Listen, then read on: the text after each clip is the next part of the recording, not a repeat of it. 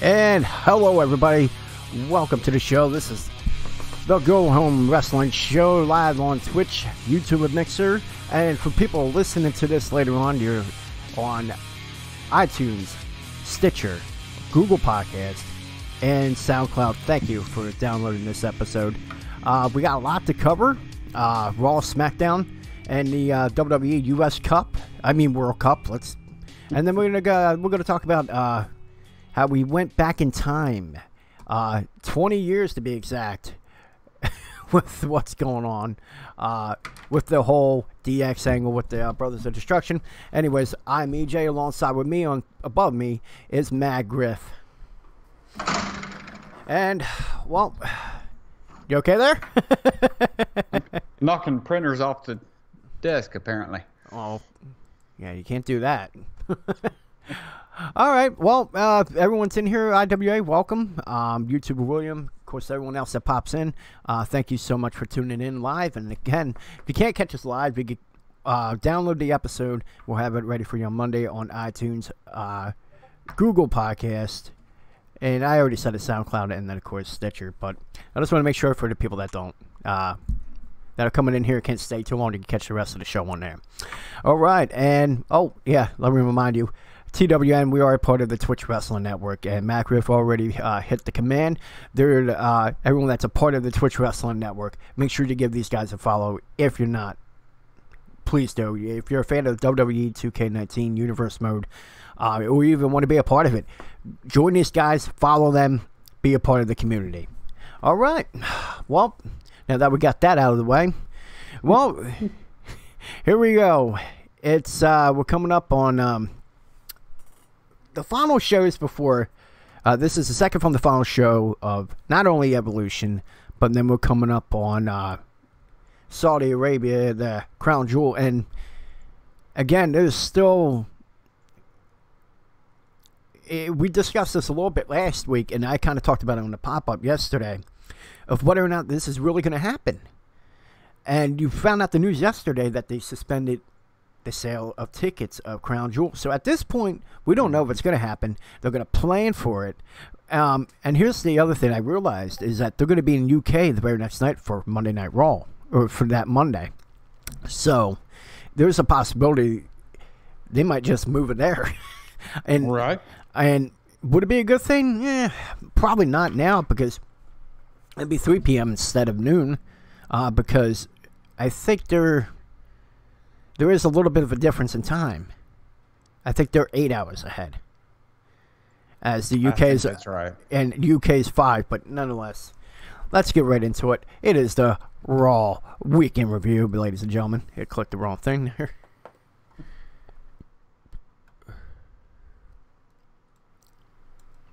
All right. Well, I mean, for the past 2 weeks, let's acknowledge this. The past couple weeks, they have been pretty good shows. Especially the Go Home show to the last pay-per-view. And then it continues to get better.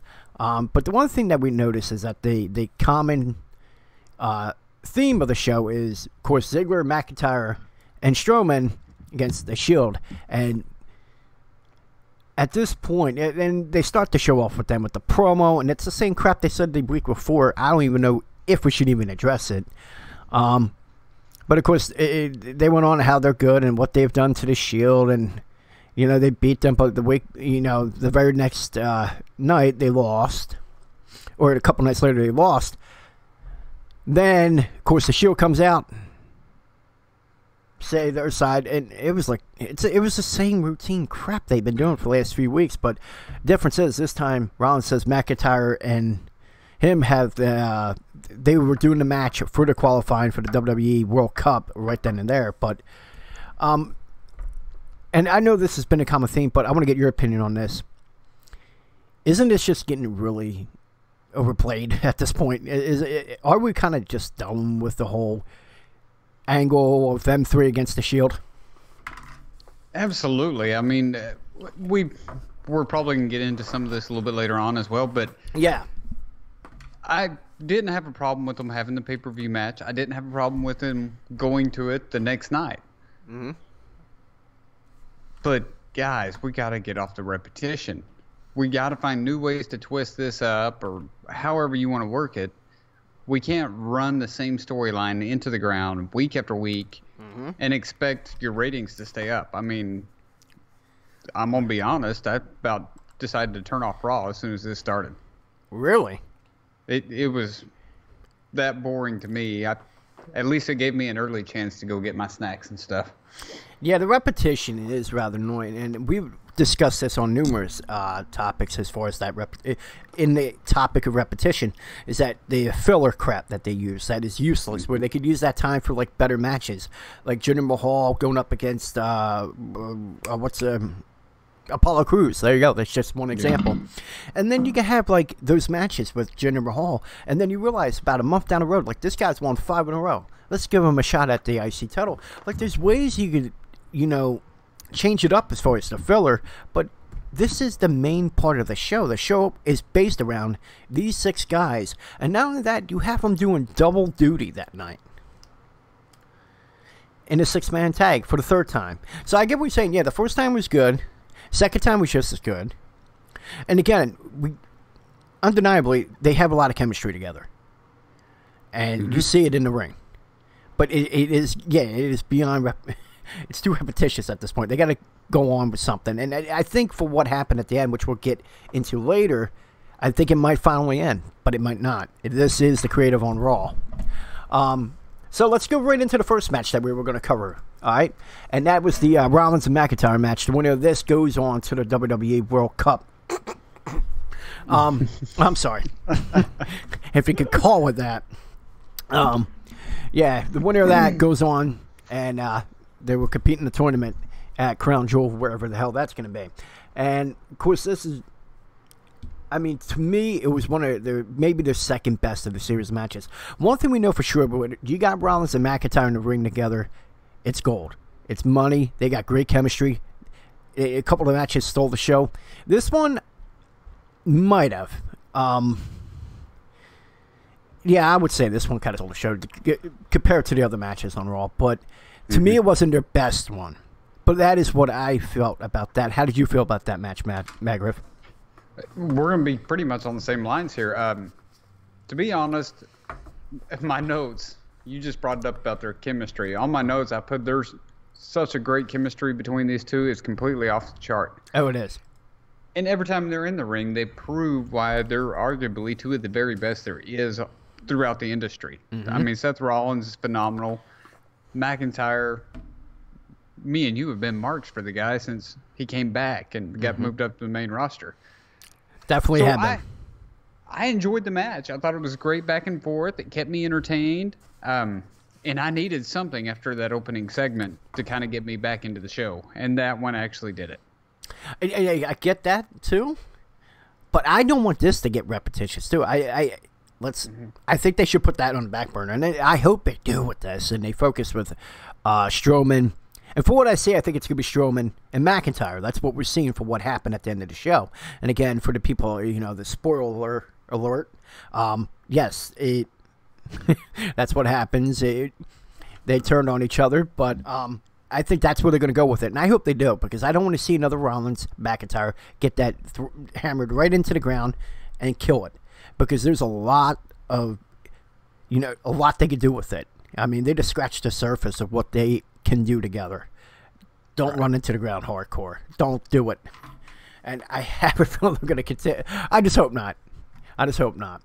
But with that match, though, of course, at the end, Rollins got the victory doing the curb stomp on the outside. Of course, with the distraction with we had the repetitious stuff. No. You had Ziggler out in the ring.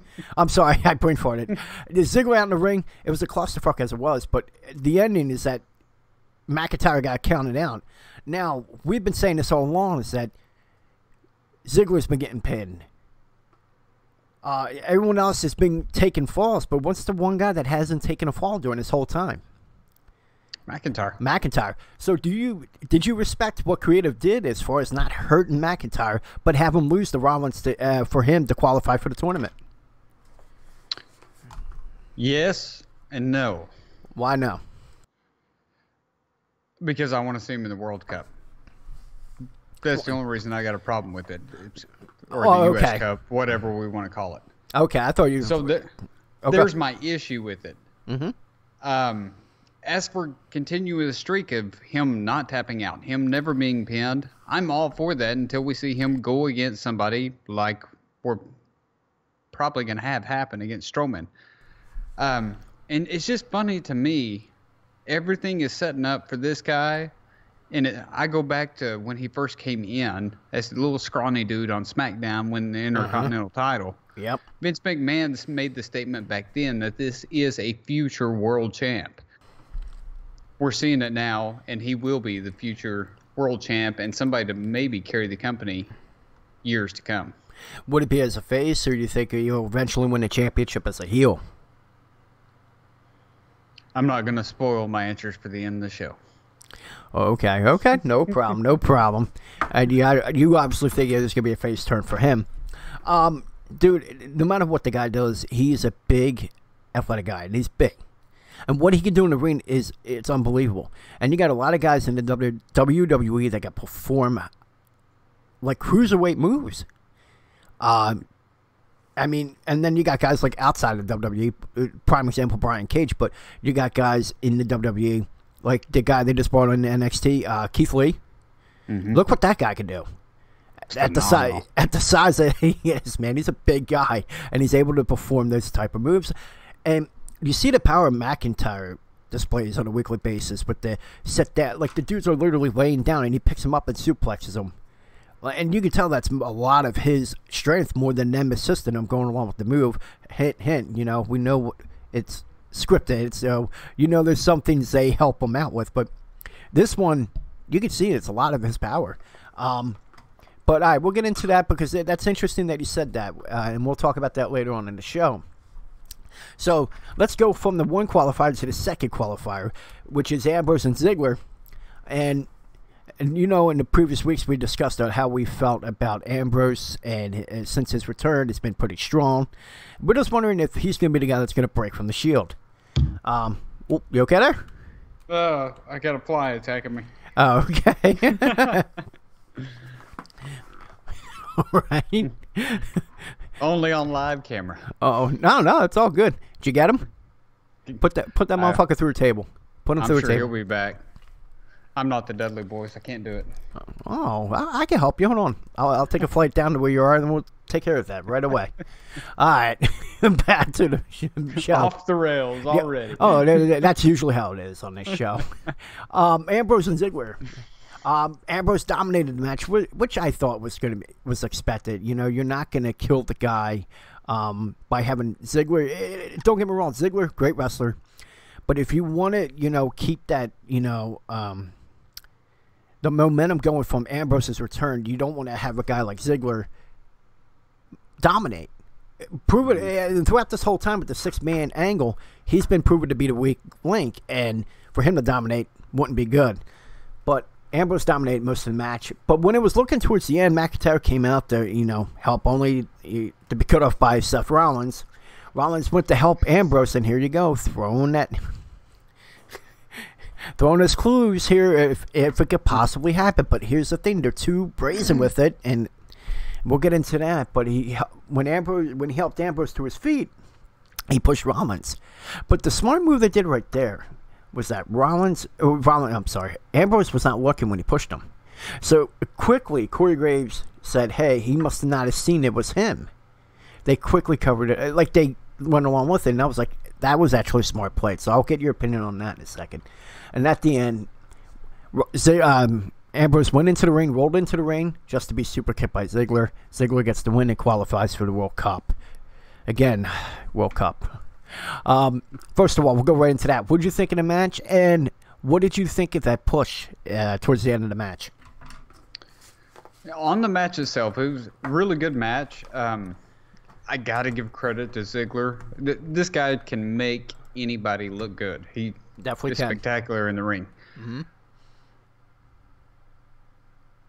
Notes here, I put, man, is Ambrose so much better than he ever has been. He came back so fired up, jacked up, ready to go, and he's doing a lot more moves than we ever saw from him. He's a wrestler now, not just a brawler. It's really impressive. Yeah, it's a different moveset, and you got to change it up. Absolutely, and I've been highly impressed by that. But it was a great match. As for the push, I'm kind of right in line with you. This is a cool thing that they did. They played this off to where it makes you think that he is going to make that flip and go heel. But at the same time, could it have been an accident? Yes. Yeah. And it leaves you guessing, and it makes you want to make sure you tune in next week to find out where this is going to lead to.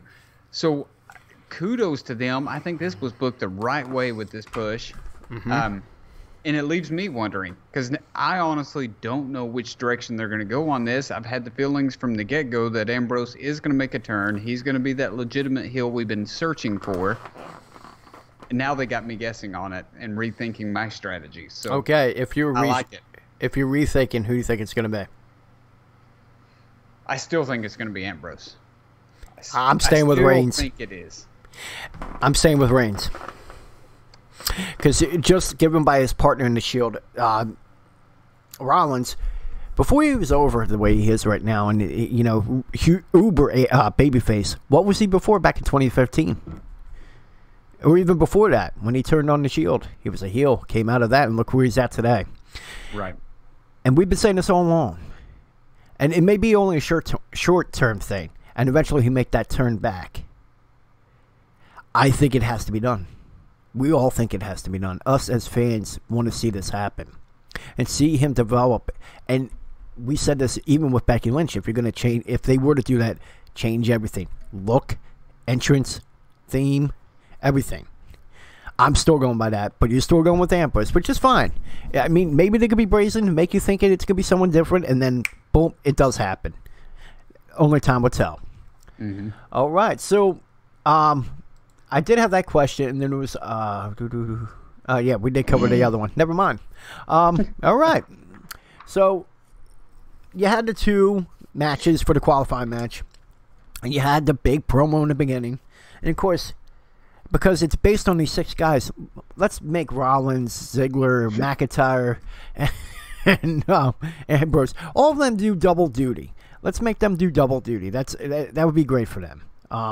Yeah. Because we're not seeing enough of any of that. Exactly. And the problem is you got a lot of talent on that roster, and you're wasting it. And I mean, again, nothing against these guys, but you're burying this to the ground. All of this was to help Roman. And in my opinion, it did not help Roman. No. It did not. And I think we could agree on that. And of course, the people in chat and the people listening later in the podcast are agreeing with that. Now, here they are, 6-man tag. Well, Ziggler, McIntyre, and Strowman, they took control of the match. They of course, they were dominating Roman Reigns.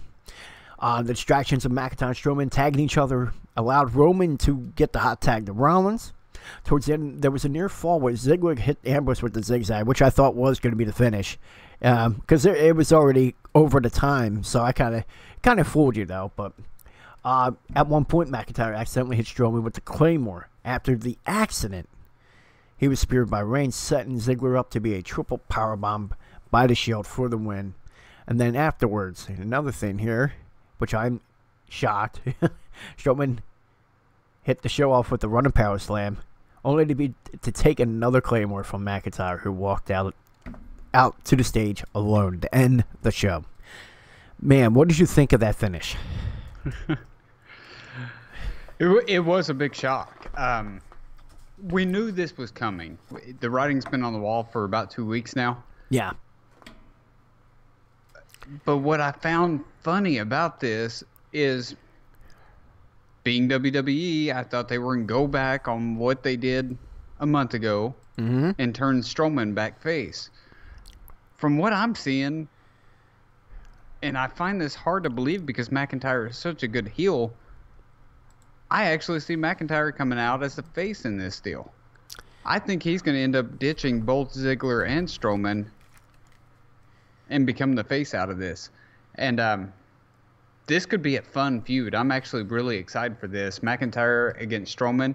And my gosh, that Claymore at the end, the height he got on that was insane. It was. And again, what we already discussed, the athleticism. Oh, God, get the word out. How athletic he is. Jesus, I can't even talk today. How athletic McIntyre is. It really shows that. And, yeah, I mean, and, of course, Strowman tweeted, it was the next day that, yeah, he really caught him, too. He had a black eye. He got him up he really got some elevation on that. And oh, man, it was incredible. I'm with you as far as that. It's something new, something exciting. And, yeah, it did seem like there was more of a pop for McIntyre over Strowman. And I think the people, I guess, are over Strowman. It's like, okay, you turn him heel, keep him there. McIntyre, he could be a legitimate badass and still be a face. And the fact that you switched Lashley...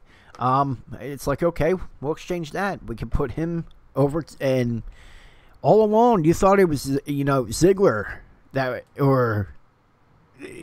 McIntyre was going to turn on Ziggler. It was like a big cast Enzo thing. I thought it was going to be something like that, where Enzo was the weakling, as Ziggler is considered. I'm not saying it, it's just considered that way. And then you got McIntyre and Cass, so like they're the big guys. Oh, let me get rid of this dead weight. That's what I thought was going to happen, but yeah, you might be right. He might just turn on both and go on his own. And here's the thing about Ziggler. I mean, I know you're not meaning to say he's dead weight, but I mean who is the weak link? He's been taking all the losses, the pins, all that kind of stuff. So I get where you're coming from. But the cool thing about Ziggler, he makes it look good. I think a lot of the Universe fans miss this. He is probably the best workhorse in the WWE there is. He's the guy that puts over so many talents. It's insane. And he makes everybody look good that he goes against. Oh, yeah. What's up, Travis Boy? Welcome to the show. Travis Boy did ask me a question there in chat. Do you think I should watch WWE again? Travis Boy, absolutely. There are times, especially on Raw, that we bash the crap out of it because it hasn't honestly been that good since WrestleMania. But NXT, SmackDown, I mean, by far NXT is hands down the greatest show there is right now. And if you talk to Go Home Wrestling, he's going to tell you 205. I won't agree with that one, but what, the top one? The 205. Well, yeah, it's a good show. You know how I feel about it. Yeah, but then you know what? I'd get back into watching. You did agree. You did agree that was one of that match with Buddy Murphy stole the show. They did exactly what I said. It needs to be sprinkled in, not a full show about it. Yeah, but then you saw that promo. Match in. Yeah, but you saw that promo. You saw that nice promo they did? Because think about it. A lot of the guys that were doing Impact, the universe, the Broken Universe, they were handling the 205 Live cameos and all, and the writing. They're handling NXT, and then they got, I forgot what's his name. Oh, he's going to handle the NXT UK. I can't think off the top of my head. I won't think about it. And once it pops in my head, I'll say it. So if I burst it out, I apologize.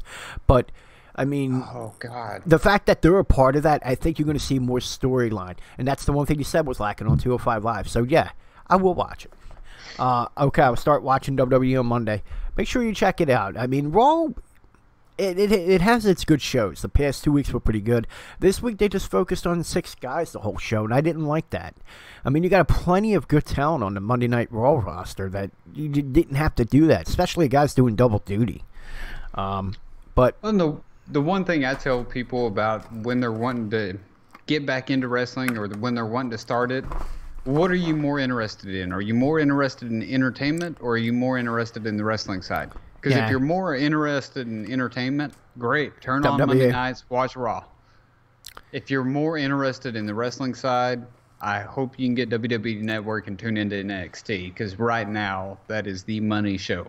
Yeah, and then NXT 205 Live, NXT UK, SmackDown.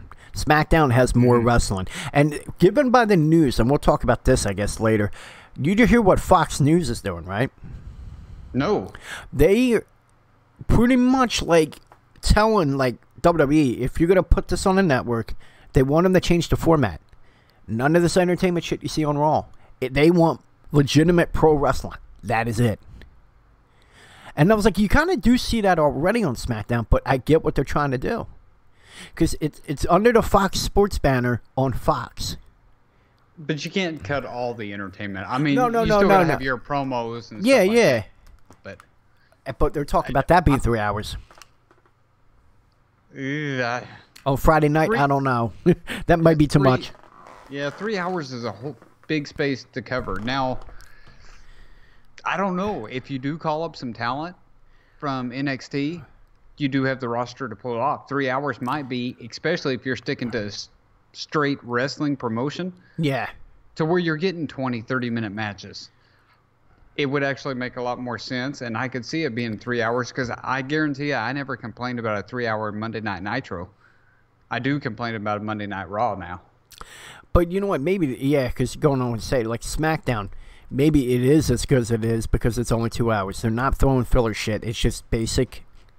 They want to get to their storylines. Boom, boom, boom. Great matches. Some of them pay-per-view quality. Mm-hmm. Which you get on other promotions too. But SmackDown, it seems to be the brand that they do that with. And, I mean, there's a reason why they went with them over Raw as far as going to Fox, because they've been pulling the better numbers. They're both on the same network, and SmackDown gets better ratings than Raw. And it could be for what you say. 3 hours may be too long. But if you're going to have a lot of filler in between, maybe it could be quality filler. You could have good matches. You could have Jinder Mahal and Apollo Crews, which is a great talent. I mean, I'm sure them two could put on a great match.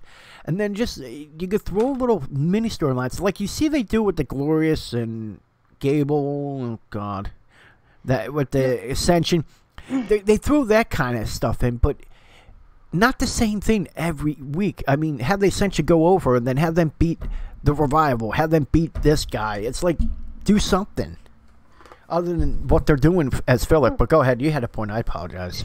If they do this on that 3 hour show, the other cool thing I see is we've got guys that we talk about quite a bit of Almas, for instance. Oh, yeah.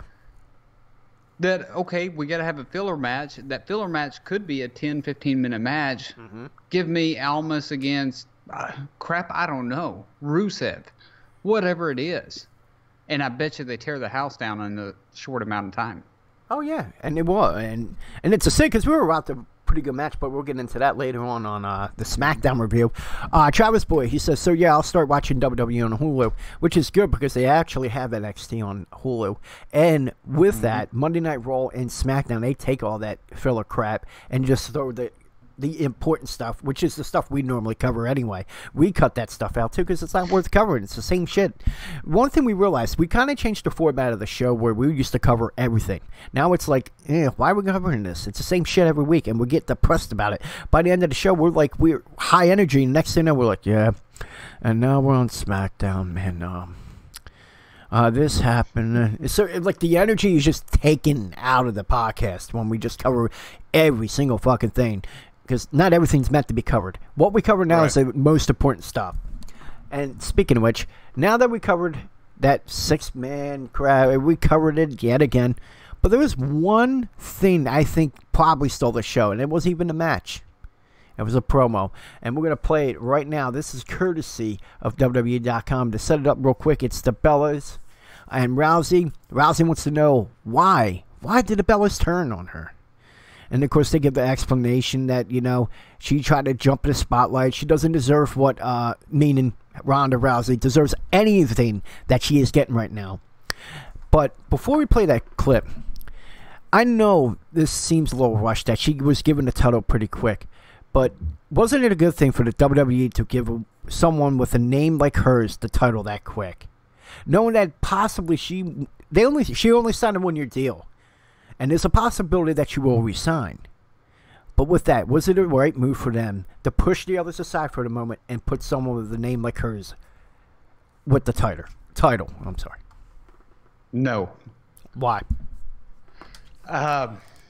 Combination of things here. It is early for her. She is stiff in the ring. I do have a little bit of a problem with that, even though she looks good. Don't get me wrong. She's doing a great job. Mm-hmm. But why sacrifice your other talent if she doesn't resign? And on top of that, I think she would, though. And even if she does, you've kind of backed yourself into a corner because who's going to beat her? Nobody can beat her with it being credible. And that's where we're going to run into some foggy situations, and it's going to be underhand ways to make her lose the title. I'm not going to buy into that too much unless we see Shayna Baszler come up and taking on Rousey. That's the only way I see somebody being worthy of a challenge. Well, they were talking about what's the other fighter from the UFC. I'm blanking on her name. Cyborg. There was been talks about Cyborg coming over. And here's the thing. I kind of agree but that she is a name. But the thing that they're bringing all these MMA guys over, and you are right with that, because who's going to believe that any woman's going to get up from a right hand from Ronda Rousey? Nobody. No one's going to get up. And no one's going to believe that. I'm not. I guarantee you that. Yeah, and I won't either. So that's my point. I agree with you as far as that. But I understand why they did it as far as a name. And for the possibility if even landing Cyborg to come over and bring her over. And then there was talk about Cormier come over, but not as a wrestler, as an announcer. Mm-hmm. I'm wondering if they, maybe throw him on Raw or SmackDown in Graves' position so he's not doing both shows. Even though I like Graves as a color guy and the color heel guy. I do like his work. I've always gravitated to that with Jesse Ventura, Jerry the King Lawler in the early days before he kind of like went face. Always enjoyed that heel perspective in the color commentating position, alongside with the face play-by-play guy. But yeah, there's a lot of MMA guys coming over. Could it hurt the sport? I guess we'll find out, because like we said, who's going to believe that anyone's going to get up from a right hand or left hand from an MMA person to a wrestler that's not used to that? It won't be believable. All right. So now that we're talking, we went off on a tangent with that. Let's go right into the meat and potatoes of it. I tried my best. Let me bring this over. This is courtesy of WWE.com. To be respectful. I really did. I knew that the WWE was your territory first, and I really tried not to be judgmental, even though everything that the Divas era stood for made me sick to my stomach. I tried my best to give you the benefit of a doubt, that you were just doing the best you could with what you had. I was too idealistic. I was too naive to see that you guys are the embodiment of a stereotype. DMBs, do nothing Bellas. You guys weren't there to support me. You were there because there was a camera pointed at me, and never in my life have I seen such desperation for attention. Oh, no, she didn't. You leached off of the names of your men. Oh, man. You plagiarize and dilute their movesets. You're not pioneers, you're a callous. You're relics of the past waiting to be eviscerated like smallpox. Okay. So you think we're talentless, you think we're a disease, you think we're do-nothing Bellas? We have broken more barriers than you ever have. We have knocked down more doors. You don't even compare to us at all. I know it's long, but... Knock down doors. Yeah, that's exactly what I said. Knock down doors. My entire Here comes the best career, line, I've been knocking down doors. I've knocked down doors in judo, I knocked down doors in Strikeforce, I knocked down doors in the UFC, and now I'm knocking down doors here at home in the WWE. The only door you ever knocked down was the door to John Cena's bedroom.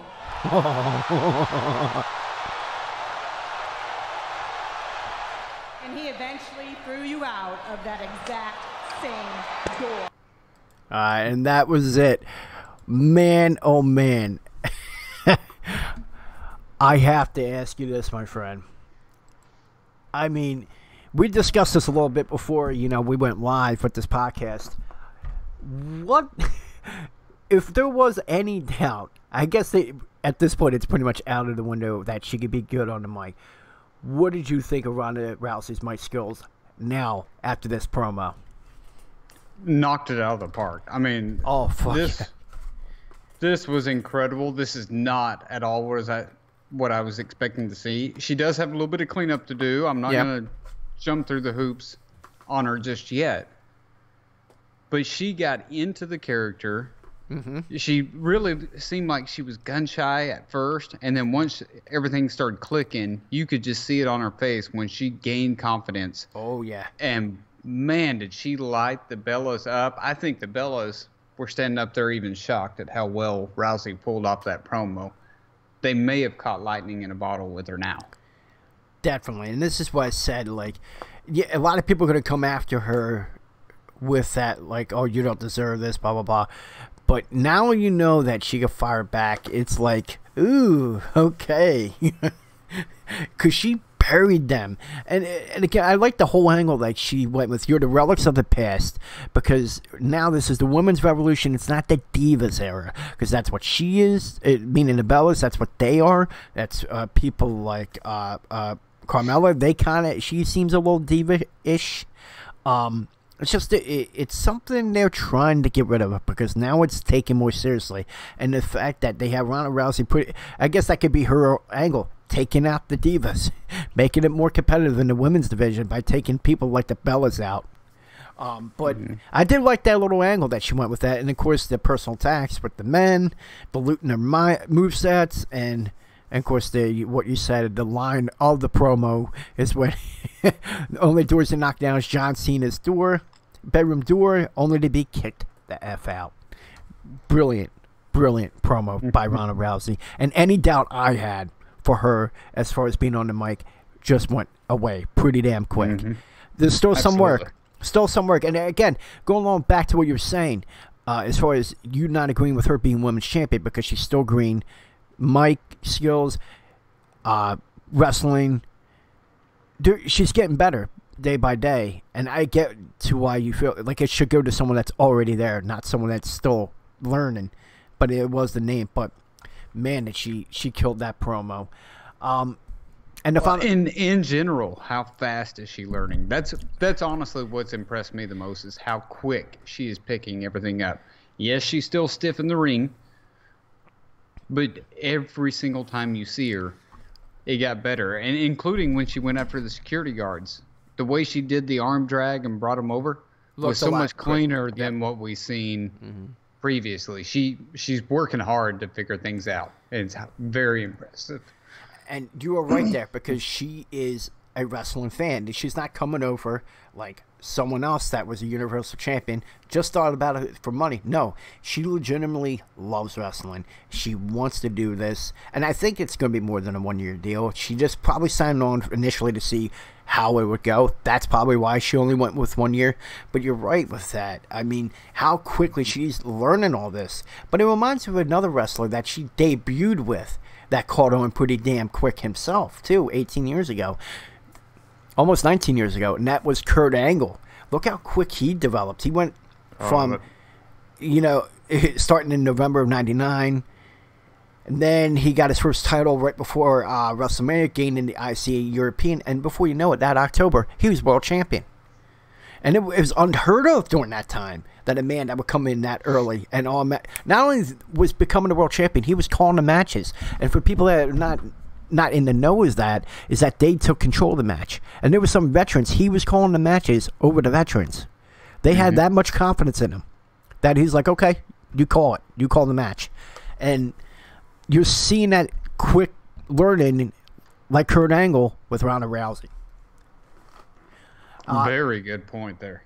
Great example. All right, so before we go on to the SmackDown, we had pretty good ratings for the Raw last couple weeks. Does it happen again this week? Rating 1 to 5, what would you give it? 2.5. Ooh, okay. All right. I guess because of the repetition. I guess of that, right? And 2.5 is being very generous. I can see it in your face. You're very angry about it right now. Well, It's the only reason we got a 2.5 out of Raw this week. I can't believe people are getting heated in the WWE. Yeah.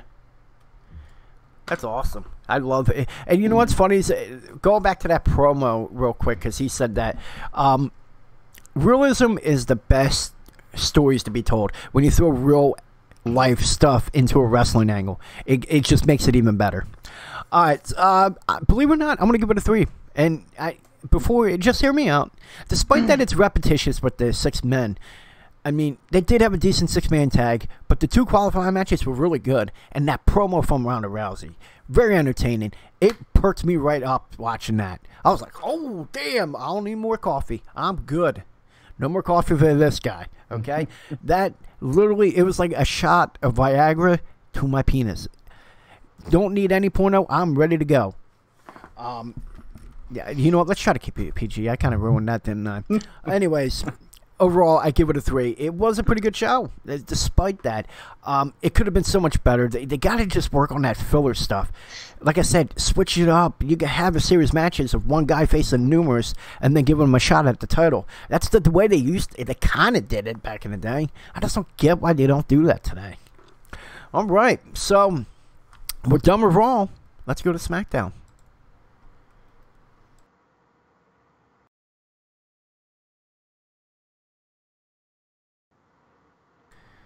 All right. Well, this is the 1,000th episode of SmackDown, and before we go into it, I got to ask you a question, which I didn't put on to the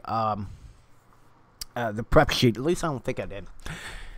Do you have a specific moment in the 1,000 episodes of SmackDown that you would consider your favorite moment? And I know I'm probably putting you on the spot here.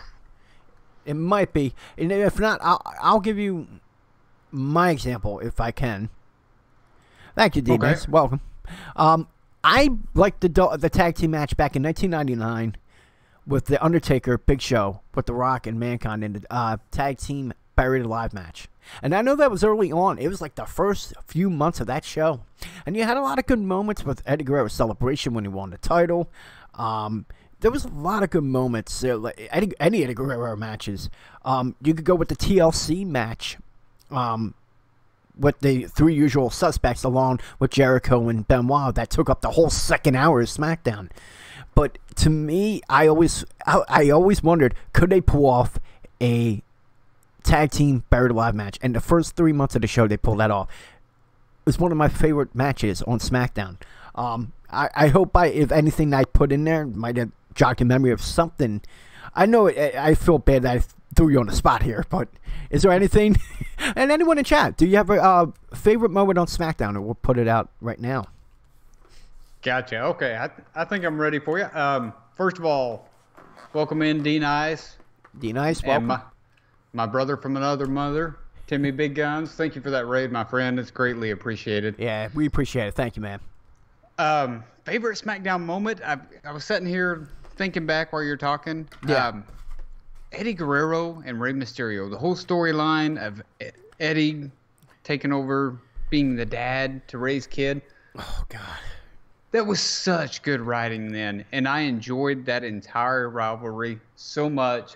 Anytime those guys were in the ring together, whether it was WCW, SmackDown, whatever, It was gold. So if I was going to one of my favorite ones, it's either that or a few of the Jericho Rock segments, promos. Were always fantastic too. Okay. All right. Good. It's funny that you say that. I just watched. I get caught up in this YouTube vortex where I'll watch one video, and 3 hours later I'm on. And this time it was all Eddie Guerrero, because we're coming up on 13 years since he passed. Unbelievable. And it's still hard to this day to he's gone. And one of my favorite wrestlers, I named my bowling team. I started a bowling team for a youth bowling league, and the name was Latino Heat. And people asked why I had that. And I even had a flame bowling ball. I was so geeky with it. And I was like, oh, it's because I was a mark for Latino Heat. But that angle with Rey Mysterio was gold. Eddie's stories, remember he would go out every week with the book with the stories, and dude, you're right, the writing with that storyline was incredible, and that was during a time where SmackDown was beating Raw in the ratings as well because they just had the better product. And now that I got thinking about it, no, hands down, best SmackDown moment. 2001, September 11th happens. The first big event to happen after that was SmackDown. It was the first big gathering. And the way Vince McMahon handled that, phenomenal, off the charts. I'll never forget that as an American or a wrestling fan. That was one of the best events I've ever seen in my life. You know what? You are correct. I kind of forgot about that, and I should. Yeah, that was a killer moment. Ooh, hopefully we didn't go live there. Yeah, I mean go off. I just saw a thing reload. That could just be me. I'm sorry. No, that was an awesome moment because that was the first like big gathering after, and it was only 2 days after the horrific events of 9/11. And it took baseball and football at least a week or two before they even decided to try to do something. I mean, the balls that Vince McMahon always had. I mean, you can't deny the guy has balls. And just like in the situation with this whole, what's going on with the Crown Jewel, he did give the wrestlers the option if they wanted to continue with it. There were some wrestlers that chose not to do it. There were some wrestlers that said, you know what, I'm going to do it. It's for the country. You need that distraction for what just happened. And yeah, that was a big moment too. I kind of forgot about that. I should have went with that as number one. Again, I went with the tag team match because I did enjoy that match, and I just saw that recently as well. So many good moments throughout SmackDown, though. I mean, it has been from day one, in my opinion, the premier show until NXT came along. Yeah, and I agree with you on that one. But SmackDown out of the two brands was always the fun show to watch, and it even had more professional wrestling than just the whole entertainment like Raw. All right. But speaking of changing the rundown sheet, sure. Can we bring up that opening segment with McMahon's? Because I enjoyed the crap out of R-Truth coming out, him and Carmella doing their little spiel, and then of course Stephanie and Shane coming out doing their thing. But Vince McMahon coming out there and just throwing out dance break and seeing Vince break it down in the ring was priceless. That was the best way to kick off the show. I really enjoyed it. I found myself like a little kid watching SmackDown again. It was great. You know what? I agree with you. I didn't know if you really wanted to cover that. I should have asked you about that. I figured the points I put on the rundown that would probably be. I should have asked on that. But yeah, I did enjoy that segment. I love Truth TV. I love what he could do. And the fact that guy's like pushing 50, and the guy's got better abs than me. Here you go, folks. We might get banned. I don't care. Look at that. Look at that. That's horrific. You can look on the screen in about 10 seconds, buddy. All right, I got a belly, okay? He makes me look ridiculous. That guy is pushing 50. I'm 35, all right? But the entertainment value on the show, unbelievable. I mean, the dance breaks I love. And the chemistry, the one thing a lot of people didn't talk about is the chemistry with Carmella and R-Truth. I think they should continue with them in the future. Do something with them, too. It is unbelievable, the chemistry they have with one another. Cheap plug here. Guys, this is entertainment you only get at the Go Home Wrestling Show. Yeah. Showing bellies and all. Yep. Thank you, Timmy Briggins. D-Nice said something in chat real nice. So the people that are listening to this later on the podcast, we are live every Saturday night, 11 p.m. Eastern Standard Time. We will have the links in the description where you can catch us live on Twitch, YouTube, and Mixer. So make sure you follow us on either one of those platforms, and you can join the conversation in real time. And while we're in there, D-Nice says it needed SmackDown for WWE to become the big company. Yeah, because absolutely, I think so too, because it was to compete with WCW that had Thunder, and the fact that they broke it up with the two writing crews. SmackDown, even though it wasn't a brand split, even in 1999, it just had the better writing then.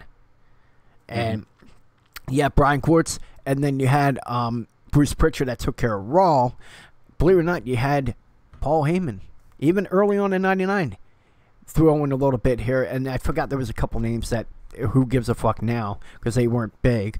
But believe it or not, Heyman even had ideas then. He was a part of creative even during the time where he had his company, which is kind of weird when you hear about that, because if you follow the episode of Paul Heyman on Something to Wrestle with Bruce Pritchard, they discussed that very topic, that he was contributing to the creative on SmackDown while he was running ECW. I don't know if you caught that episode.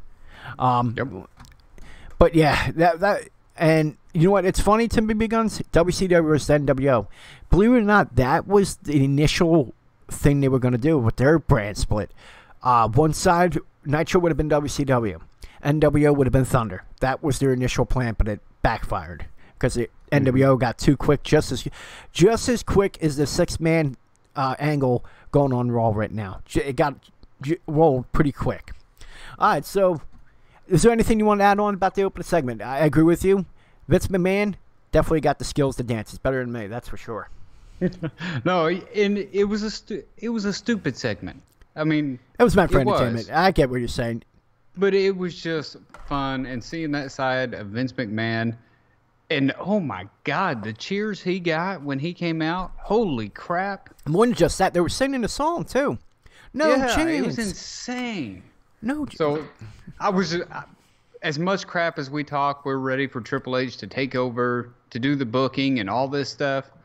It was great to see Vince McMahon on live TV again. What's up, Great One? What's up, Great One? All right, well, let's go on into it. The first match, and good. After a good segment, you have a good tag team match, and that is AJ Styles, Daniel Bryan versus the Usos. Day one-ish. Great tag team match between one of the best tag teams in the WWE and the two top single guys in SmackDown. I guess we could say that.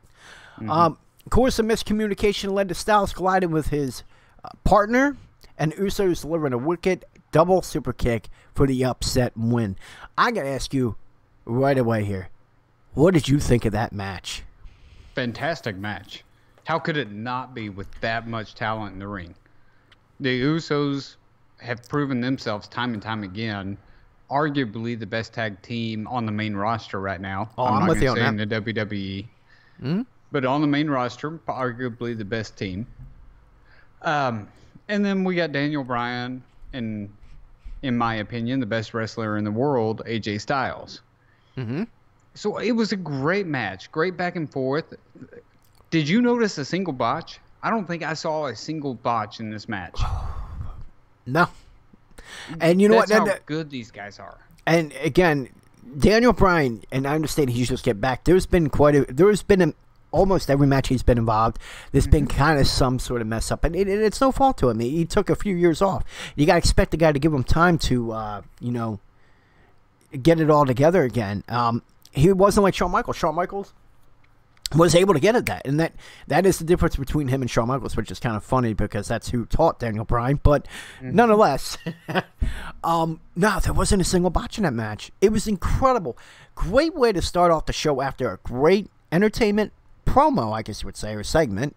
You had a great tag team match, but of course the Usos got the huge victory, which raises their stock. So hopefully they might do something with them in the bar, and we'll get into that. Spoiler alert, we got new tag champions. Oh crap, you know what? I forgot to do something. Oh, I just realized something. Alright, never mind. Going to my second question for you. Did you think creative did a good job furthering the storyline between Styles and Bryan with it was like a mutual respect thing, and I don't know, I couldn't translate what they were trying to go with here. It's weird. It is a weird one. It's weird, but at the same time, they had to do something to build on this, and going from the standpoint they were taking, where are you really going to take it? So there had to be some kind of spark happen, and I guess this is the route they wanted to go to get that spark. So part of me just says I'm going to hold my opinion to what I see next week. But now they put, with this just small ember, they put such a burden on their back to knock it out of the park next week. They may fall short, and that's my fear about going this route. Yeah, because it seemed like it was a mutual respect, and when you need that one thing that implodes it, and then it gets, to another level where they're going to build something off that. That's the only thing I don't know how else but overall it was a great match, but I don't see how that really built to the world title match, and we're about a week away. Mm-hmm. We're a little over a week away. It was 2 weeks from yesterday that we got the crown jewel. To be all in full honest with you on this, I don't think they should have been playing or fighting in Usos. Yeah. They should have had the Miz with somebody else going against them, and Miz be the one to really spark the rivalry, get them kind of going back and forth. He would have been the best guy for it.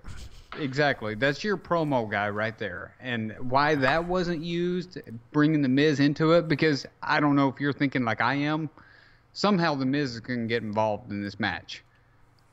I have no doubts about that. It's obvious. Because in my opinion, I think he's going to be the next world champion. So why TP would Poker. you not use him here to spark it?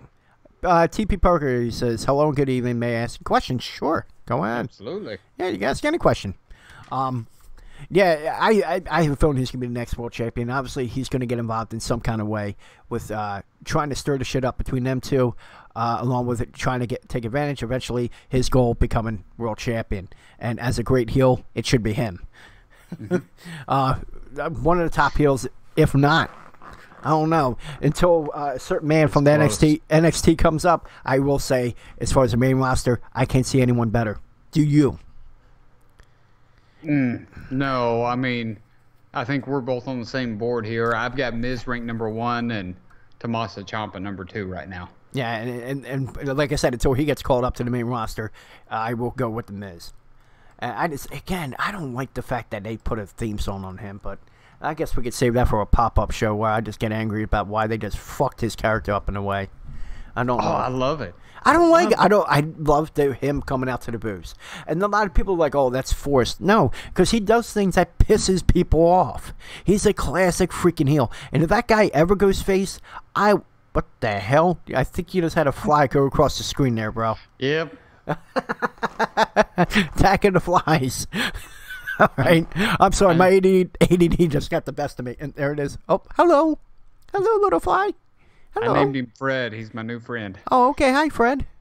Thank you. And may I say the stream is stellar. My question in 2 parts. Before I get to my question, RIP Tom Clancy, my question is regards to how they ruined AOP and Oscar. Why? AOP, I thought they were going to do... We'll address this. Okay. Even though it's something we were talking about. But obviously, you asked it... We're going to answer this. AOP, I thought they were going to do something with the Baron Corbin being like the bodyguards in a way. It seemed like it was going that way. And no, they just ruined it. And Asuka should have been women's champion already, in my opinion. How they ruined it, it's just shitty creative. As far as Raw. SmackDown, I guess they were more focused on Charlotte and Becky Lynch, and if that was the point, then why'd you give Asuka the chance? Why'd you have Asuka win the Rumble? If eventually she was not going to win the title, I don't know. I don't think I could ever recall a Royal Rumble winner not eventually getting the title, whether if it's at WrestleMania or not. Do you recall? No, I don't. No? All right. Yeah, question 2. Why are my chances of making sweet love to Alexa Bliss? About as good chances as any one of us. As good as chances me getting Becky Lynch, and tell you right now. The other night, they had WWE night at the Prudential Center, which is where the New Jersey Devils hockey team plays. And that is my favorite team. Yes, I live in Philly, and I'm a Devils fan. You can ride me about that for anyone that's in Philly. But she was wearing a Devils jersey, and there was nothing more hotter than that. She don't even have to be naked. She could be on top of me with that jersey on, and I'm ready to go. Easy. Oh, I'm sorry. We got children that do listen to this. I'm sorry. So, yeah, your chances again with her is my chances with the and I love the Devils, so well, there you go. I do want to respond to his questions there, though. You go. First of all, TP Poker, thanks, man. We appreciate anybody coming in asking questions. So awesome questions. AOP, I still think there's hope there. There is. I still think that they can be those henchmen that we were talking about to work with Baron Corbin. We kind of mentioned that too. We kind of predicted that they were going to go that route. And I still see it possibly forming, but they better get on the ball pretty quick because they're starting to lose steam again with it. So there's still hope for AOP. As for Asuka, God almighty, WWE, what are you doing? They missed the boat on that one, man. Arguably the match of the night at WrestleMania was Charlotte Flair against Asuka. Yep, definitely. And then immediately following that, she goes off to have a couple one-off matches, or not one-off. She challenged Carmella twice for the title and lost, which still baffles me. Yeah. And then from there, you don't really see her. Here and there showing up in weird ways. She is going to be a part of Evolution, but it's going to... Seriously, what are you doing with her? I understand we've got a great feud going with Lynch and Charlotte. No problem. Got it. That should be our top priority. But there is a whole lot of talent. I would have loved right now to see Asuka against the Iconics and a feud going on there to where we got a handicap match. Iconics against Asuka. That would show her power. Exactly. And that would really get her over. Look weak. That would totally get her, over, yeah. He said, question 3, does Batista look skinny and old? Maybe it's like, no, I think it was more for a Hollywood look. That's what that was. Leaned, he's a lot more lean. It could come off as sickly, but yeah, I think that was just for Hollywood, to be an actor. But, okay, well, let's go on. I think we answered a couple questions. Oh, Jesus. I'm looking at. So we go from that. We had a great tag team match. We had a great segment. Then we have something I'm a little baffled as to why they're on this. I think this would be more suitable for maybe Raw 25, but the Evolution reunion. You had all 4 of the original members, which everyone was wondering if Batista was going to be there. And he did show up. And basically the promo goes as follows. Triple H started the promo by putting all the guys over for their accomplishments from during that time to after the Evolution, after they broke up. He also discussed the importance of SmackDown and SmackDown 1000. I think he did a pretty good job covering all that. And then, of course, they went on to Flair, and he does his usual woos and all that. Just a crowd pleaser. Then it goes off to Randy, and it took the mic and discussed how it was a great start for him as a young wrestler. Yeah, and then he went on to take a few jabs, and I have them written down right here. For Triple H, he says, for running the business, that's always said. Of course, you're not going to trash on a guy that's ahead. He says, Ric Flair, for living through your daughter's success, which I thought was funny. And then the third one was for Batista, which goes along with your question there, TP, is spending more time in the makeup room than in the ring. Good jabs from Randy Orton. Going along with that character, man. He's still going with it. He's staying in character for the reunion promo, which is great. And we could go into that a little bit further. Now, Batista, he finally took the mic, and he was the longest pushing of that promo. He discussed the pride he had, helped build the brand as far as SmackDown. He reminded fans that he was born and raised in D.C., where the show was held that night, and returning to talk to them was a dream of his.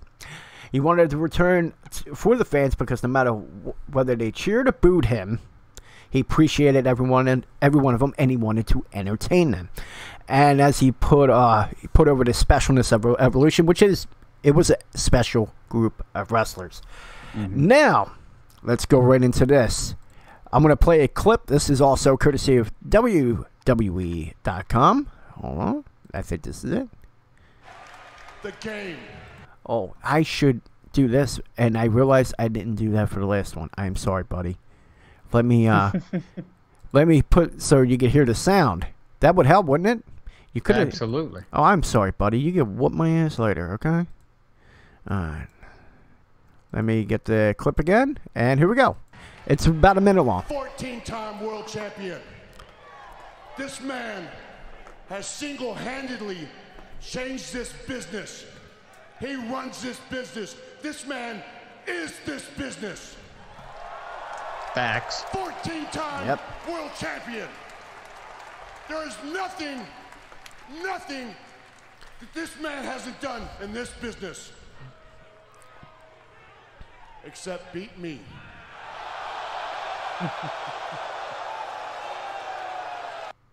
And I had to play that for a reason.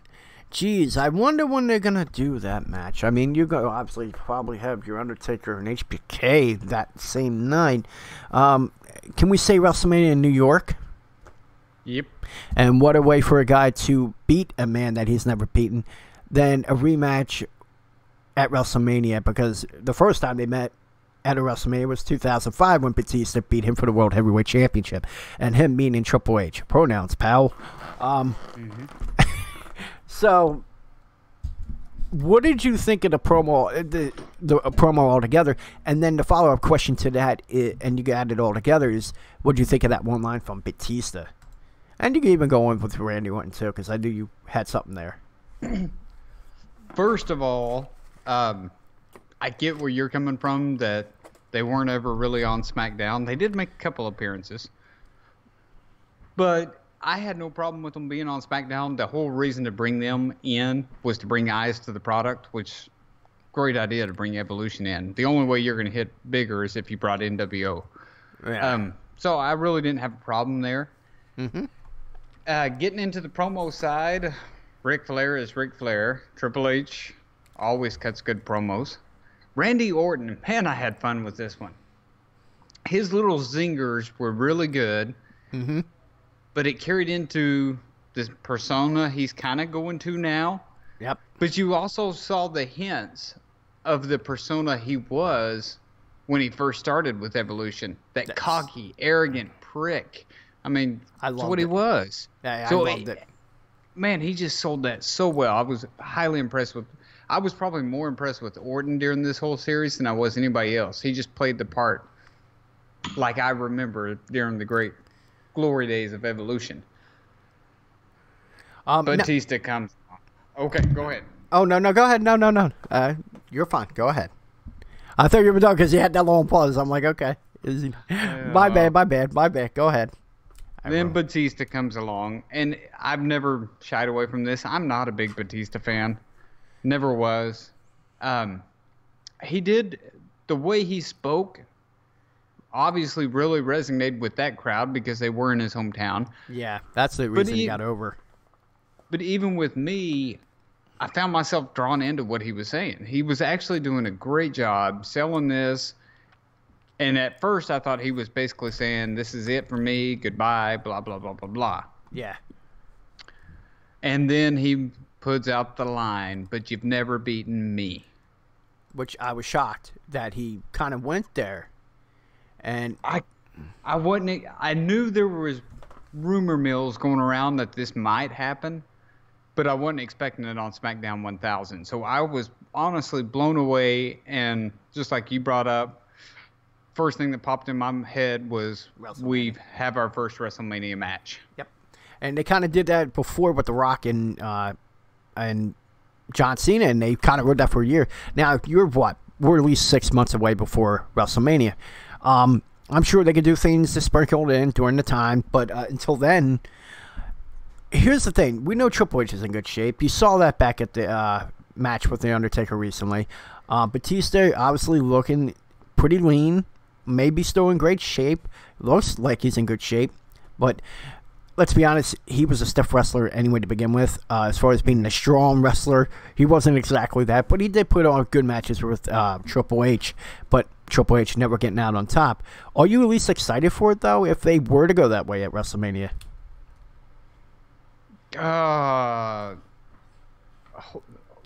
Yeah, I mean, I want to see it. I want to see what Batista looks like in the ring. He's not necessarily like the rest of these legends coming back. He is a little bit younger, so he might actually be in a position. It should be on Raw, to be completely honest. But he might be in a position to be a credible heel that the company desperately needs right now. What heel? Yeah. I mean, there's a couple others they can make heel. You know, Roman Reigns. Yeah, that's just one. Keep dreaming. Keep dreaming. I really feel that's going to happen. Again, that's how I interpret it. There was a question that we didn't address. I don't think we. Where was it at? Oh, what happened to DX coming back? Any news if it's happening?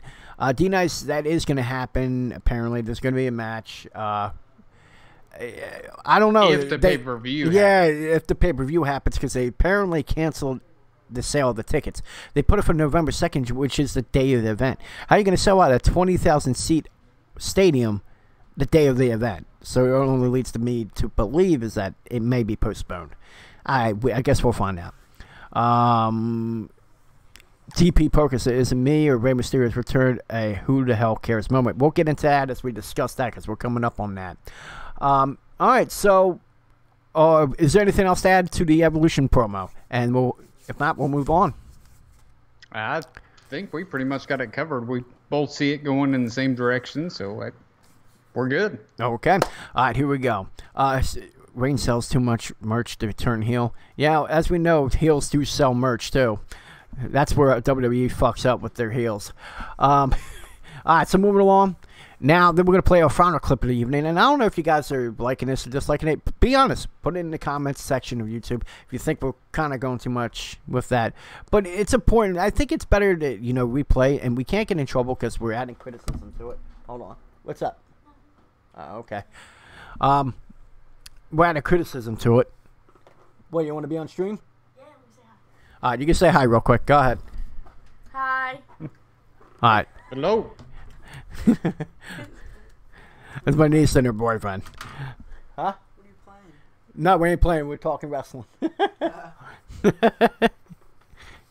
right, there you go. So it goes into another segment. Bringing back a show, obviously, was for SmackDown 1000. They were bringing back a guy that was a huge part of SmackDown, and the reason why it was popular, the Rated R Superstar Edge, and brought back the Cutting Edge. And the guest was Charlotte Flair, Becky Lynch. And, man, immediately I know where they were going with this. It was too predictable. It was too predictable, but the level they took it wasn't predictable. And obviously what I mean with predictable is that Edge introduced Becky Lynch, and then as he got her in the ring, he explained to the Lynch that he understands and appreciates what she has done, and how she has to scratch and claw to get to the top, because that's exactly what he had to do. It wasn't given to him.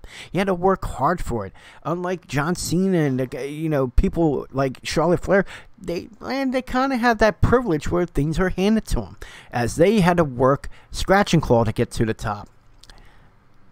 That was never, and he also addressed that he wasn't supposed to be on posters or even in the headlines. And he said that even through the accolades, even though they're great, by sitting at home looking at those titles alone, he regrets all the actions that get there, and it wasn't worth it. Then we got this from Becky Lynch. I have to, because he even asked her, does he, when she looks in the mirror, does she love herself or like herself? And all right, you can still hear it, right? Yeah, I got you. All right, here we go. Hold on, let's stop real quick. We had the big promo on Raw. I feel this was the best one on SmackDown. Right. Mm-hmm. I don't like myself.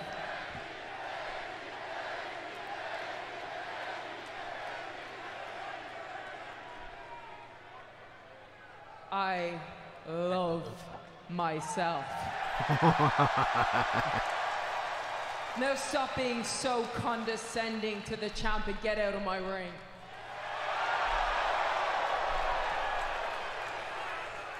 Careful you don't hurt your neck again going through those ropes. Oh, man. Now, that was some real shit, and I loved it. What she does as a heel, week in and week out, despite the fucking fan reaction, can we at least agree that she is money as far as being a heel? Oh, without a doubt. She's ranking up there in the Miz Ciampa area. She's getting very close to those two guys. Yeah, I agree with you with that. But she, as far as women, she's top top. Without a doubt. Maybe Not of even all, close. probably getting up there to all time, and I put that on a huge list because what was her name? Right, the censor. Ivory. Ivory. I like that version of Ivory when she was the right the censor. Now this is going back quite a bit, folks. For that, they're very young. This is going back at 2000 because Stevie Richards was there. Oh, yeah. Bull Buchanan, the good father, known as the Godfather. You know, he went heel and turned them. Thank you, Dinos. Becky is the best. She was on a try not to laugh video on YouTube, and she was still on heel for him. Yep, she is money, dude. Staying in character, I'm loving it. She was even in the Devil's thing that she was doing on the Devil's broadcast. She was in heel mode then. It's like she's not breaking character. That is a classic heel. Let's see some of that on the social media, and that would just take it to another level. She has been too. Oh, the last couple of days, she's really put out some stuff. I guess I got me on Twitter more. I'm failing at that. Which I forgot to bring up on the Ronda Rousey Bella fight too. There was a huge war this past weekend leading up to Raw between them. Really? I don't have Instagram. My wife does. So she was showing me all the posts back and forth. And you talk about some crap being thrown out over the weekend. It was great. That's when social media should be used. That's how it should ever be used as far as the world of professional wrestling. It's another avenue to further a storyline. It's brilliantly done. You can do it right in the right way, and it can build onto the story. That is a great way. That's a great example. What Ciampa does, holy shit, does he troll people? Oh, some of the things he says and the responses afterwards, commenting on what he said. It is fun to watch. And you know what? A lot of people say, and Bully Ray on Busted Open said this recently. He said that if you're telling a wrestler that he enjoys his work as a heel, you're not doing your job. I don't agree with that. There's some people that will appreciate a heel more than a face. And we have the Attitude Era to blame for that. A lot of people, liking a heel was not a common thing before the Attitude Era. I grew up in the golden age of Hulk Hogan and Hulkamania. To the new generation. From 85 to 97, liking a heel was not a common thing. Then the Attitude Era came, and it changed the landscape of how you perceived wrestlers, and whether if you would like a heel or a face. That's why Austin was an in-betweener. That's why you're seeing it today in 2018 with Becky Lynch, the in-betweener. You can enjoy the work of a heel. I just don't agree with that line. But now that we addressed that, how did you feel as far as throwing Edge into the mix? Did you find it that he jumped in front of the bus to try to get someone over? Did you figure that at any point was this a disrespect to him as a legend? How did you feel about him being thrown in there to try to get some heat for Becky? I mean, legitimate boos. You got oohs when she said her lines, but not boo. Oh, here we go. First of all, starting with Edge. Go ahead. Kudos to Edge for being the man and coming back like a legend should come back and put the spotlight on the talent. As Hats usual. off to him. That's class act. Yep. Now, with that being said, I would have loved for Edge to feed in to going back to his SmackDown heel character and set Becky up that way. I think that would have been phenomenal. That would have been better. I had no problem with the way they set this up. Okay. Becky Lynch, though, gosh, she's so good as a heel. And there's something bad you could say about it. No, what cracks me up is she could literally tell every person in there to F off, and they're still going to cheer her. Yep. Simon from What Culture Wrestling on YouTube has started a coin phrase for her, calling her the reverse Roman Reigns. Because no matter how much they try to get you to hate her, you're going to cheer her. Exact opposite of what happens for Roman Reigns. And I love that phrase because it's absolutely true. She's doing the character so well, and it's just making everybody fall more in love with her more than they ever have been. All right, and shout outs to World Culture. I'm a fan of the work too. TP and then Doug's TV. I do want to acknowledge. Thank you for the follow on Twitch. I happen to see that. All right. well, before we go any further, is there anything you want to add to that? And if not, we'll go on to the next portion of the show. We still got a few things to cover. One we're probably going to really thrash, but anything else? I'm good there. Okay, let's go right into it. Wow. Okay, well, New Day, The Bar, tag team titles, of course, with a big show like SmackDown 1000. Hey, have a good tag team match with the titles on the line. New Day versus The Bar. Here we go again, but great match, back and forth match between the two. Shows the chemistry that they have together. They did put up an entertaining match. Another flaw that I've noticed every other time, someone gets a little winded pretty early on in the match. Towards the end of the match, the Big Show came out. Well, people thought the Big Show was coming in for the New Day's rescue, only to turn on them and chokeslam Kofi through the table. Jeez, who saw that coming? That distracted Big E, only to fall victim to the bro kick from Sheamus for the win. And there you have it, your new SmackDown Tag Team Champions, The Bar. First thing I got to ask you, what did you think of the match? The match was great. Okay. This was probably their second best match between the two teams. First one being their Hell in a Cell match they had was phenomenal. Mm-hmm. But great match. I enjoyed this all the way through. I did, again, notice Sheamus getting a little winded, but it did seem like he was more in shape this go-around than what he has been. It didn't seem to have a lasting effect like it has in the prior matches. So, as for the match, I enjoyed it. I loved it. I did too, and obviously, them being a 5-time tag champions, there's a reason for it. They are a great tag team. The Bar, incredible talent. I'm more of a fan of Cesaro out of the two. If you had to pick a guy that you feel was the better of the two, I have to say it is Cesaro. But yeah, it was a great match. The only thing is like, oh, am I surprised about the heel turn from the Big Show? No. Because you know what? I'm going to ask people in chat right now. And I'm going to ask you. Do you know how many heel to face turns he has had from WCW to now? And I'll give a moment for the people in chat to, get their answers out there. Because I'm wondering if they know how many heel turns and face turns he's had going from 1995 to now. And now that we gave it some time, 6. Ready? 25. 25. 25 turns. And talk about like a heel remaining a heel his whole career, a face remaining a face his whole career. That's what classic wrestling is. Here's a guy that is bipolar. Completely bipolar. And the thing I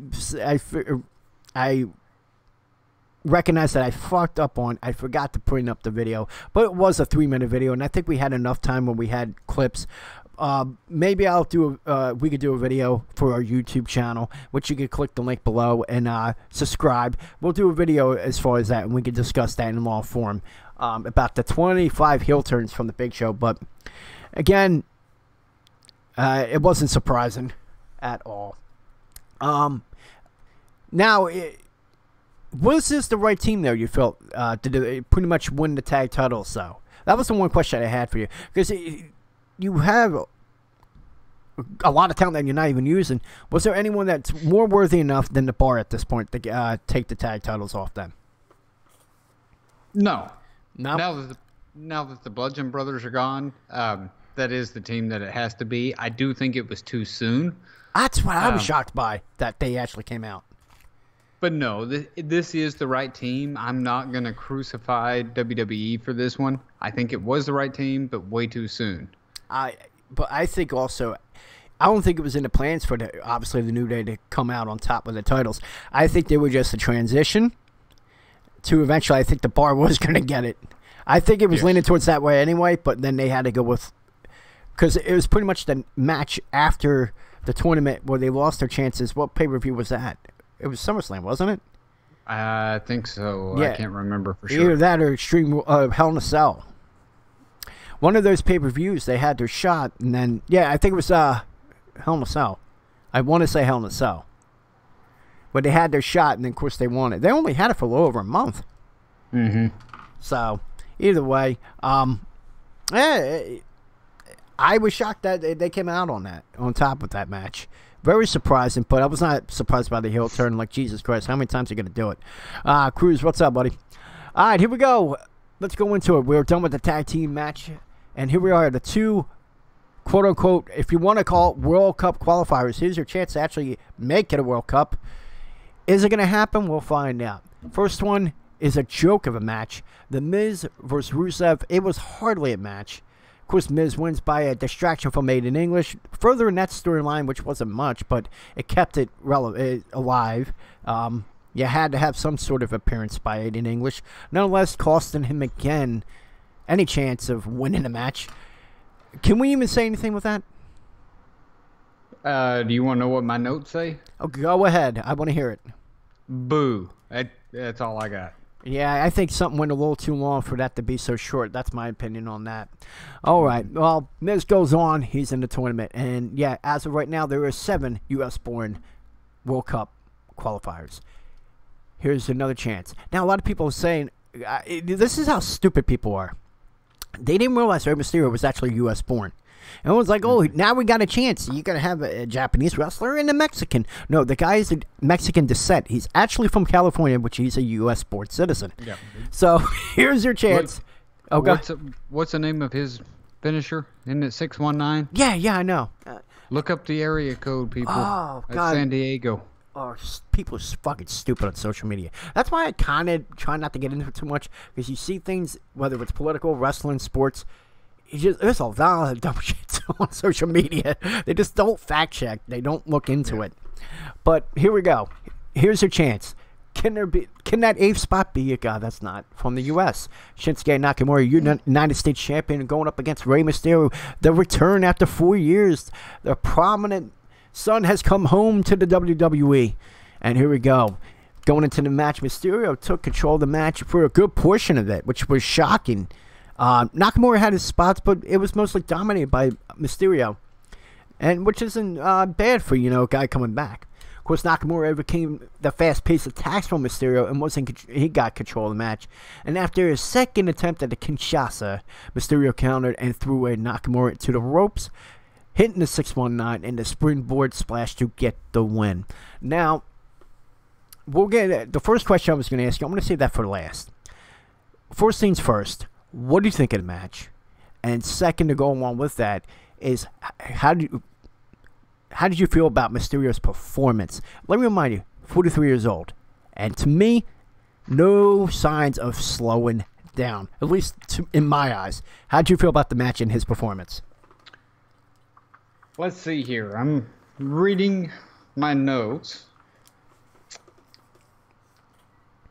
How was Mysterio's performance? I wrote down, he looks as good, if not better, than ever.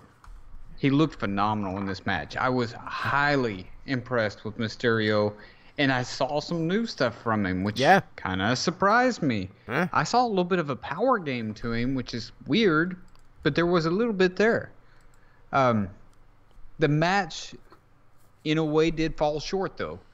And we're going to get into a little bit of that because there was time restraints that happened that really cut a lot of the meat of this match off. So I'm disappointed with that side of it. There is definitely something between these guys. There was a very high chemistry. Well, there was a couple parts that seemed a little awkward, but overall, yeah, they seemed they had some sort of... I guess it was just a speed issue or, like you said, time restraint, and it might have thrown them off because you seen towards the end there was some sort of, issues. Not botches, but little issues. But go along with your part. I'm sorry.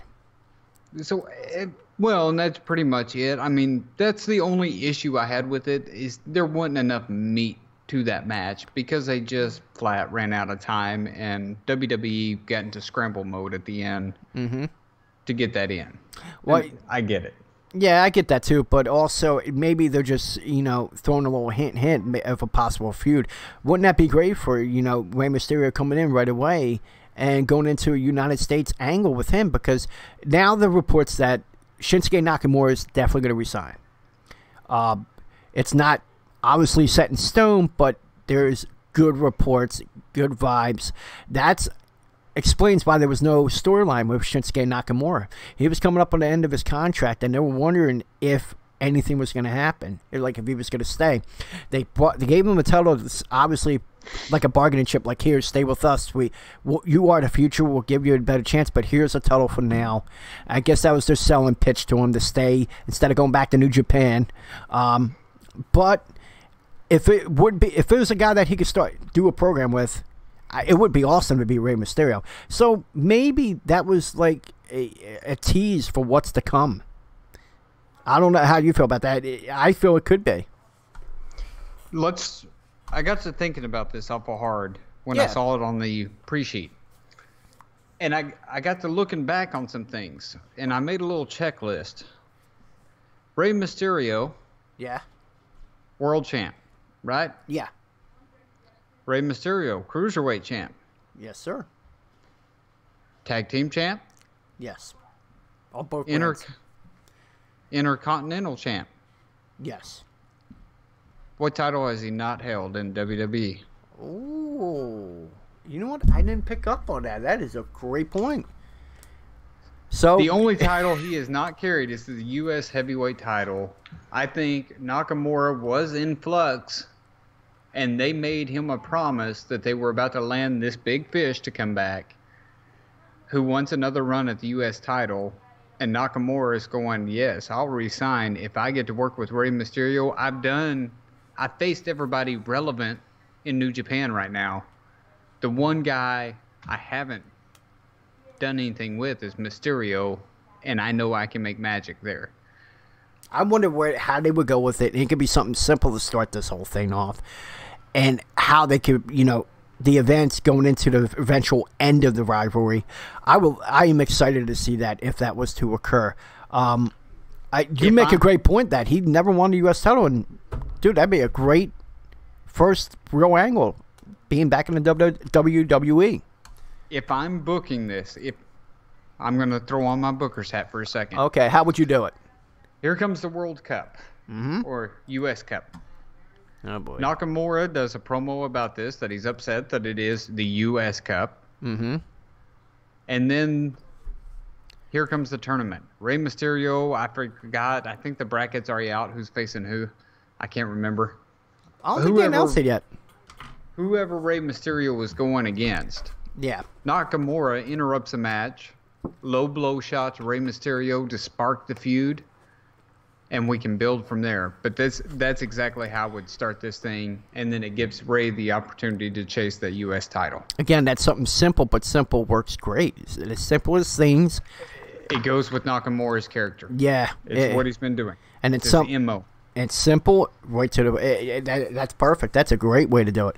I honestly couldn't book that any different. I think that would be perfect. That would be the perfect opportunity to do it with a big event like Crown Jewel, because even if they go forward with this, this undoubtedly is going to bring attention, and a lot of people will be watching this show just purely for the fact that they went forward with the show. And if this was the way they would go, well, obviously what happened really happened, but I mean, the publicity they're getting, because they may continue with this, people are going to sign on just for the fact that they're going on with this. And having that many eyes on the show, and for what you said, if they were to do that, that would be huge for Rey Mysterio. And not only for that, for Nakamura. And at least that would make his title reign even somewhat relevant at this point, because it's been not beyond stale. Okay, it passed its expiration date. If you look at a bag of chips, it's stale. And then you look at it, it's 2 years old. It's past its expiration. That's how stale, to me, his title reign has been. That's my opinion. I may have changed my own mind on booking this too. Oh boy, here we go. All right, let me hear that, and then we'll go on. Our biggest complaint is this is the U.S. Cup. Yeah. And you're taking it overseas. You're not doing it in the U.S. So why not have Nakamura attack Rey Mysterio before the match, render him unable to compete? Nakamura gets into the World Cup just to lose that match, and that sparks a feud, and then you're selling your overseas crowd that now there is somebody from over there in. killed two birds, one stone, which should have already been taken care of, but we're already past that point. That's smart booking. That is a great one, a great idea. Yeah, but you're giving them too much credit that they might actually do something like that. It's not the World Cup, not the U.S. WWE. Exactly. Tune in to the Go Home Wrestling Show. We'll help you out. I promise. Yeah, exactly. Well, I don't know if that whole angle with AOP and Corbin, if that happens, because we predicted that well before there was even inklings of that happening. We discussed that, and look, it happened. We're like, holy shit, this is something we discussed, and it may happen. Hey, props to you and D-Shep. You two guys called that one out. I didn't see it coming, so hats off to you. Oh, hats off to you if this actually happens with that. It seems simple, and it seems like it could work. That would be a great angle for them, for both of them.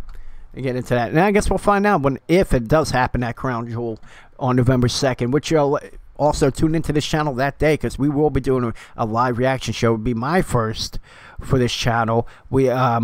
I guess either McGriff or anyone else will join us. You can join us. Make sure you November 2nd at noon Eastern Standard Time, live reaction show. I'll be watching the show and reacting with you, the viewers. And maybe we could do a little Q&A with the calls later on in the day too.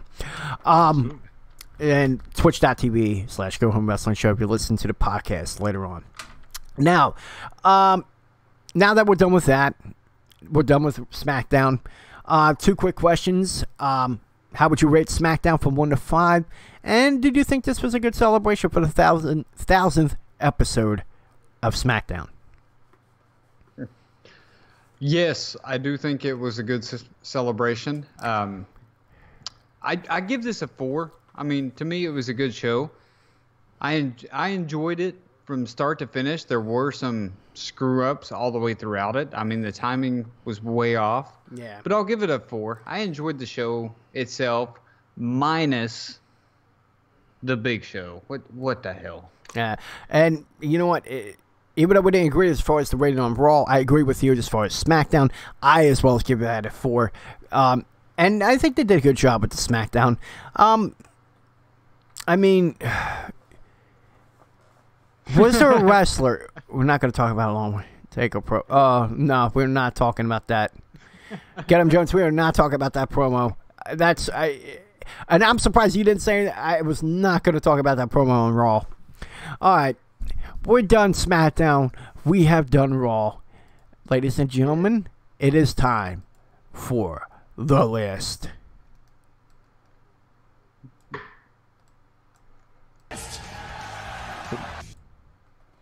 All right.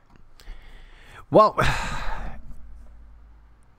the last time, I remember a couple weeks ago, I got my ass chewed out by McGriff and about having Shelton Benjamin on. Now, here's the thing. We were talking before we went live on the show that about putting the Usos on the list. Did we put them on? We'll find out. We'll start with you, McGriff. Give us your top 5, my friend.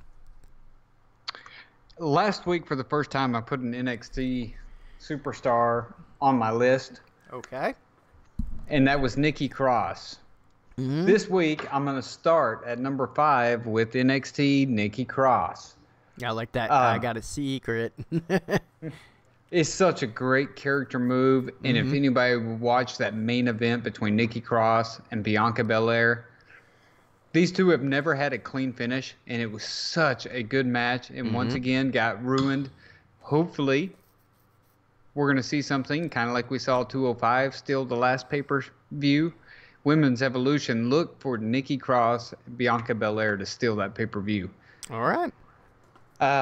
And going along the same lines, my number 4, Bianca Belair, for all the same exact reasons I just listed. Okay. Number 3, The Bar, winning the tag team titles, even though we had the god-awful Big Show, what the hell was that moment in there. It was a good match. This is the only plausible team to take those titles right now on SmackDown from the New Day. So for that reason, they're number 3 this week. Number 2, Rey Mysterio Jr. making his return, in my opinion, looking as good, if not better, than he ever has. I look forward to seeing where they go, especially if they do this Nakamura and Mysterio storyline. It's going to be awesome. Number 1, the reverse Roman Reigns, Becky Lynch. Oh, damn. All right. She just keeps impressing. Okay. Until she changes my mind, she's going to remain in my top 3 every week. Okay. I like your number 1, but as far I base mine purely, of course you have to have a good effect, but also I add matches to it. But you're number 1 with her, and I may get shit for this, but I put Becky Lynch to start off the list with number 5. Great promo. Obviously, you know, the whole point of the segment was to get her heat. Wasn't so successful, but that's just the landscape of the business today. But her role right now, she's knocking it out of the park, doing a great job with it. There's nothing wrong that she is doing with it. Number 4, Ronda Rousey, obviously for the promo of her career, making me change my opinion is about her on the mic. Number 4, that's where she goes. Number 3, Seth Rollins, and I know what you're saying. EJ, why are you going with Seth Rollins, a guy that won by a count out? Well, it's a count out against the Scottish psychopath, okay? It's Drew McIntyre. He got that victory over. Also qualifying for the WWE quote-unquote World Cup. I thought it was a big match for him. Thus, he gets number 3. Number 2, The Bar. How can you not put the new 5-time SmackDown Tag Team Champions on that list? Because, I mean, not only did they have a great match with the New Day, they came out on top winning the tag titles for the 5th time. They are at number 2. And number 1, and may not be the, only time, number 1, Rey Mysterio. Yes, first match back, coming to SmackDown after 4 years. Here he is, going up against the U.S. champion Shinsuke Nakamura for the chance to go to WWE World Cup. And he gets that victory. And with that, that's why I put him at number 1. All right. Well, we covered a lot tonight. And we did it under 2 hours. And there was one thing, SmackDown. Is there anything that missing from the show? Oh, I did forget that question. Go ahead. Stone Cold Steve Austin should have been at SmackDown 1000. There might have been something with that. Yeah. If you want eyes on the product, even if it's just a small segment of him riding his 4-wheeler down, tossing a beer in the ring, whatever it is, just to have his presence there draws so many eyes. He should have been at SmackDown 1000 no matter the cost. Well, they did have Kurt Angle, but he was guest commentary for a 30-second match. Brock Lesnar, if you were going to bring him back, I mean, he was a SmackDown guy. I would have turned off my TV. Oh, okay. Well, as many others would have. But I'm just saying, there's some people that were a part of the whole SmackDown brand, and they were part of why it was so popular. Mm-hmm. All right, well, before we get off the air, we would like to thank everyone that came into the chat tonight on Twitch.tv. We would like to thank Timmy Big Guns. We would like to thank the new followers. I'm going to update the list. We got TP Poker and Doug's TV. Thank you so much for the follow. And, of course, anyone, if you can't catch the show live, you can listen to us on Stitcher, Google Podcast, SoundCloud, and iTunes under the Go Home Wrestling Show. Make sure you hit a subscribe button. And also, with the iTunes, we're doing a contest. We're giving you a chance to win a gift card. PlayStation, Xbox, you name the gift card. The amount right now is $20. It could be more than that. And we're going to draw a winner on November 17th. So here's your chance to win a gift card. All you have to do is go to iTunes, give us a 5-star review, hit 5 stars, and then you cut a promo. Do it in promo form. Give a review of maybe a 1 and 2 other podcast, or something inside jokes like why D-Shep and Magriff do not like 205 Live. And you could go against me as far as why I like it, or against them as far as why they don't like it. It's things, inside jokes of the show, or again, just a 1 and 2 other podcast. We're going to pick out winners Pick out all the selection, the entries every week, and we're going to read them in promo form for you guys. And then November 17th, we're going to pick a winner for on the November 17th podcast live show on twitch.tv. We'll pull a winner. So make sure you hit that subscribe button.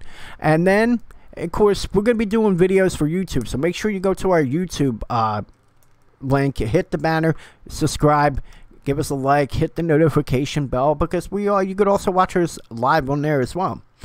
All right. Of course, if you're not following us on Twitter, make sure you do. I'm at wrestling_go. He is MagGriff at MagGriff86. And then D-Shep, which wasn't with us tonight, he'll be back with us in the near future. He's under at DShep1979. Follow us on Twitter. And also, if you could type it in. Do we have the new link for the Discord on the commands? I guess. You know what? I think that's a new one, but I can't remember if I updated it or not. Okay, well, we'll have it ready for next week just in case. We have Discord server where you could continue the discussion of wrestling. We have various rooms you could come in about pay-per-view, Raw, SmackDown. You could talk with us either on Twitter or on Discord. The one under Stream Elements is our new one. Okay. So make sure you click that and I guess join our Discord server, and you can talk wrestling with us.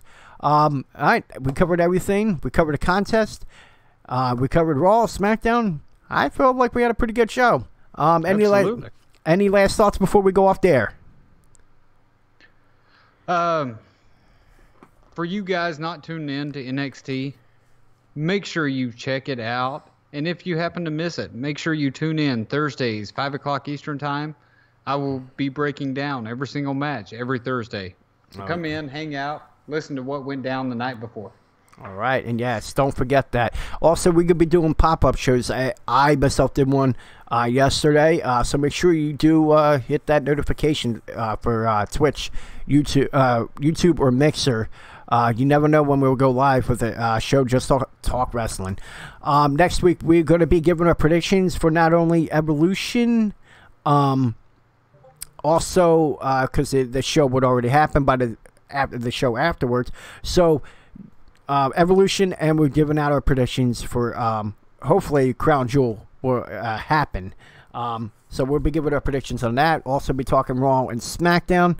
And we might do a little bit of a reformat that we might also cover NXT. You got his take. You will probably get our take.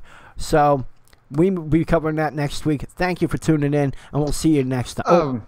Let me throw one more out there. Sure. Go ahead. We are actually going to do, on our new Discord, a How to Book It channel. And what this is me and EJ and D-Shep are going to get together early part of every week, and we're going to come up with a storyline from the past.